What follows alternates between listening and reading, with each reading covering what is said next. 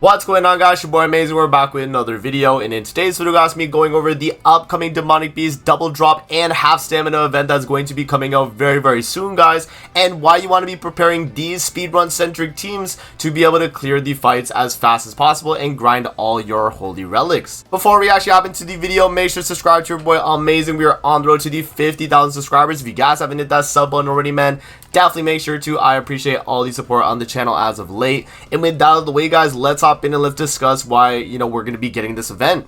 Alright, guys, so this is the patch notes right here for JP that we actually did get this week. I didn't make a video on this because I didn't think we would be even really be getting a lot since, this is actually a dead week technically. But what they did mention though in the patch notes here, guys, is that we have two types of monster battle boost events. So we have the demon battle third floor guaranteed reward double event. So that's going to be from May 2nd to May 9th for JP, which means this is starting, Monday night, Tuesday morning for global for the rest of that week. And this includes up to Nidhogg as well, guys. So this is all the demonic beasts. So bird, deer, Skol, and Hati, and then Nidhogg. Other than obviously the Ratatoskr, because that's the brand newest one. But you are able to get double draws for these 4 demonic beast battles, which is really good. And then another thing as well is that the stamina is going to be reduced by 50%. So this is the time to be grinding demonic beast battles, and you guys have to make sure that you are grinding it out while you have the chance. Alright, guys, so now that we got that out of the way, let's actually hop in and go over the best teams that I'm going to recommend for you guys to actually speedrun each of these demonic beast battles, and I'm going to explain why they're the best and everything about that, guys. So let's actually hop into the demonic beast section and let's talk about each of them one by one, and I'll explain the team that I actually have here and why I think they're going to be the best for speedrunning each of these demonic beasts. So starting with the bird here, guys, let's hop into the bird. The team that we're going to be rocking here is going to be a human team, and it really does rely on having Roxy built. Again, guys, this is going to be a speedrun centric team. So if you're someone that's getting into demonic beasts and you're like, amazing, can I use this team right now to farm the bird? Probably not. But if you're someone that's been a long-term player that wants to grind these out and do the optimal teams, these are the ones that I do recommend for you guys. So we have again, as I mentioned, Roxy. The main reason why Roxy is so valuable for this, guys, is because of the additional damage equal to 300% of the hero's initial attack. Now the reason why this is so good is because, as we know, every single demonic beast battle has damage cap, and so because they have damage cap, it's a lot harder for you to clear the fight super fast when you could bypass some of the damage cap with Roxy and actually speed up a lot of these fights, guys. So Roxy is the main character that you do want to have for these teams to even be able to run them. And for her holy relic here, you definitely want to have this as well, because this is going to give her extra basic stats, which means her extra damage for the passive is going to matter as well, because this is based on her attack.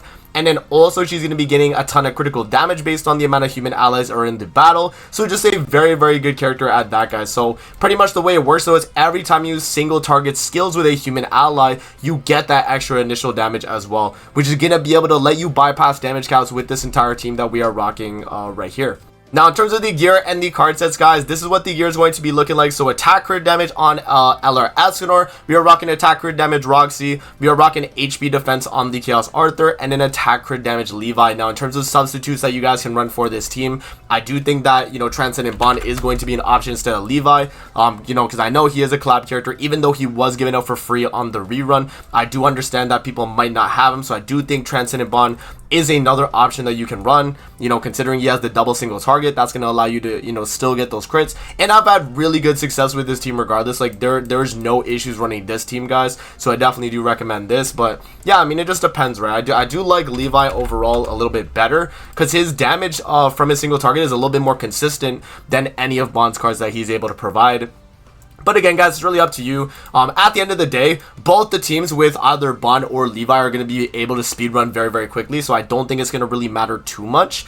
But yeah, this is pretty much the team that we have for the bird right here, guys. And then for the card set, we are rocking the attack related stat card set, which is from the Skol and Hati demonic beast. This is going to increase attack related stats by 15% when all allies in the demonic beast battle are of the same race. So because we're rocking a full human team here, we're going to get that full benefit, and it's going to be very easy. So that is the best team right there for the bird, guys. Let's actually move on to the deer now, and I'll actually explain, you know, what team is going to be the best for that. Alrighty, guys, hopping into the deer, we have the exact same team comp, guys. Now, the reason why the exact same team comp works really well on the bird is because we are rocking, you know, the red option being Red Levi, we have green being Arthur and Escanor, and then we have blue being Roxy. Now, I do understand that there is one thing you could change here, guys, and that would be if you're someone that, you know, doesn't have like a super optimized human team, I definitely would actually recommend just running Jormungand here. And I think she's going to be a really good slot regardless, because even though she's not a human ally, she's still going to be giving you a ton of all stats for the team, and I think that is pretty valuable. Let's say you don't want to use Eller Escanor either, then just put Arthur in that slot, right? Arthur does have you know, one single target which is able to hit very hard. His AoE will be you know, doing a lot as well, so you can rock a team like this as well, and I think this would be pretty good too. I don't think it'd be as fast as the other human team that I was showing, you know, with Eller Escanor instead of Jormungand, but I definitely do think that this is an option. And you know, if you know, have Jormungand like that and you don't really trust these other characters to hit as hard as they should, then you know, this is going to be the team I recommend. But overall though, guys, if you have the best setup, you are going to be putting on Eller Escanor and you're rocking this team right here. Obviously the links would be swapped here for Arthur and Escanor because I moved them around. It's all about just doing the color cycle. You got red with Levi. Again, if you guys are looking for other red humans, you got to kind of filter through the races here and go through humans and go to red, but there isn't really many, you know, red single target damage dealers, guys. I guess like of the ones that are available, I guess you got Rudius, right? You know, you got Reinhardt is another one too. I have tried this Brunhild right here and she's decent, but she's not anything super crazy. So honestly, guys, if you don't really have these like, you know, crazy human characters, if you're running like red Brunhild, honestly at that point I would actually run the Jormungand comp. But it's really up to you, man. And honestly, from my personal experience, if you're running that red Brunhild, getting the Jormungand extra stats might help you out, you know, a ton right there. But if you're able to run Levi and you have him in your box, build him up. I mean, he's a really good character for that slot, and he's going to be really good. Roxy, obviously, for the extra damage past the initial hit. We explained why she's so good, and so she's going to be a must run as well. And then Arthur, Escanor, guys, that's kind of a given. All the gear is going to be the exact same as the bird team. So, you know, the way I had the bird team here with Tarmiel Link, Arthur, you know, Merlin Link, Escanor, and then all the gear like that, it's going to be the exact same for the deer here, guys. And then for the card set as well, we are going to also be rocking the attack related card set because 15% attack related stats obviously is going to be really good. That means Roxy hits harder, that means Levi hits harder, Eller Escanor is going to hit harder, and then, you know, Chaos Arthur gets that extra, you know, attack related stats, which I think is very, very valuable. So there you guys go, man. That is the fastest team for the deer right there, guys. Let's actually move on to Skol and Hati now, and I'll explain my reasoning for that team right there.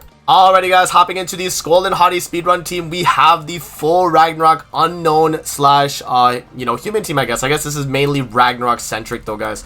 But the reason why I decided to, you know, pick this team as my #1 team is because it's just a very solid team. In terms of options that you could kind of swap out here, if you don't like running tier in this fight, you could definitely run Scotty. I think she is a really, you know, good option as well, since, you know, her Holy Relic is going to provide all stats. You know, she hits super hard on this skill right here, and in general, I mean, she's going to be a really good option. But pretty much what you guys are trying to do with this team is have a full Ragnarok team so that, you know, Freya is going to be hitting very, very hard. Freyr is going to be hitting hard. Freyr also, you know, has the fact that he's able to block ignites, which makes it a lot safer running this team versus, like, you know, a full human team where maybe the human team is a little bit faster, but the chance of you taking a ton of damage with the human team on those later floors is going to be very, very, you know, like noticeable versus, you know, when you run Freyr where you're blocking the ignites entirely, right?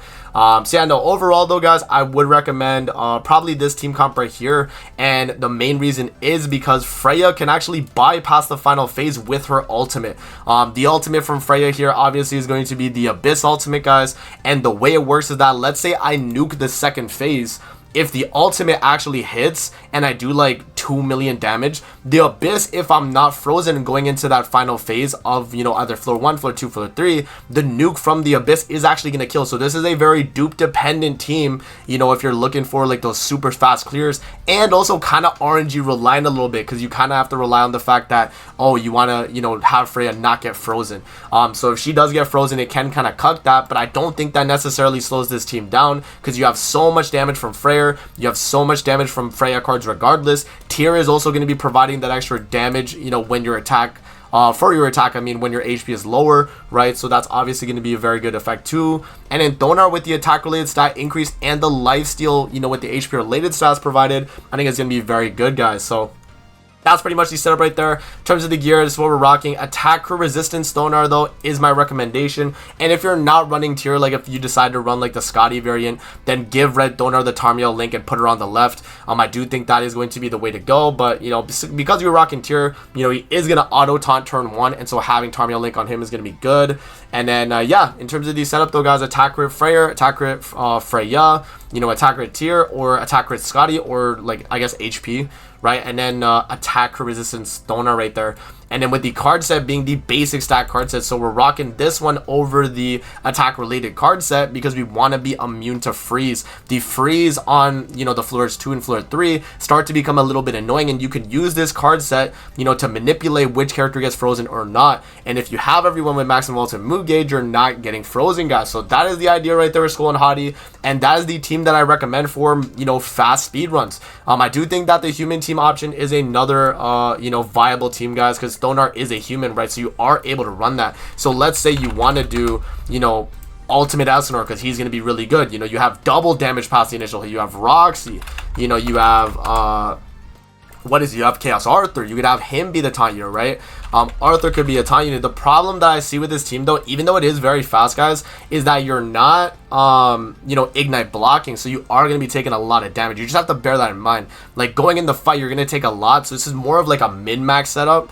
But yeah, I mean, overall, though, this team is going to be pretty good too, and you can definitely give this team a shot. But I do recommend the Freyr tier Thonar team comp instead, guys, just because I think it's a little bit more consistent. Even if Freya does get frozen too, I don't think you'll have as many issues, and I think overall that team's going to be a little bit safer than this team. So definitely recommend the other team, guys. But if you want to give this team a try, give it a shot, and let me know how it goes. Alrighty, guys, hopping into Nidhogg here. Now, the fastest Nidhogg team in the entire game is going to be this team setup right here, guys. It does not change from the actual best team that we have for Nidhogg. It's going to be this setup. Now, in terms of, you know, characters that you can actually replace on this team, I don't really think there's any character you can. I mean, maybe this Margaret, but the reason why, you know, having Summer Margaret is super beneficial is because of the fact that she gives you these stats instantly, because she's increasing Goddess Ally basic stats by 10% for each one participating in the battle.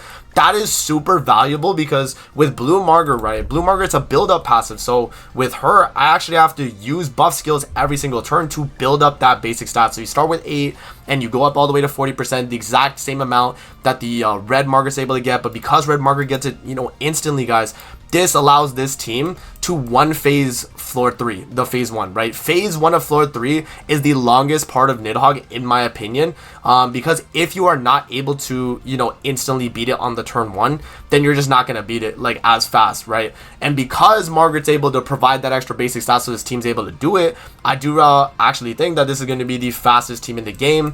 And yeah, I mean, it's also going to be the easiest team in the game for Nidhogg. So if you're just looking for like a, you know, a very easy team, very laid back, you know, no issues, very fast, this is going to be the team for it, guys. And then for the card set, attack related card set is going to be the way to go. As you guys saw from this video, this card set is a must-have, man. Grind out, you know, your Skol and Hati cards. Get this card set. It's really, really good. 15% attack related strats across the board on a full mono race team. I think that is very, very strong, man.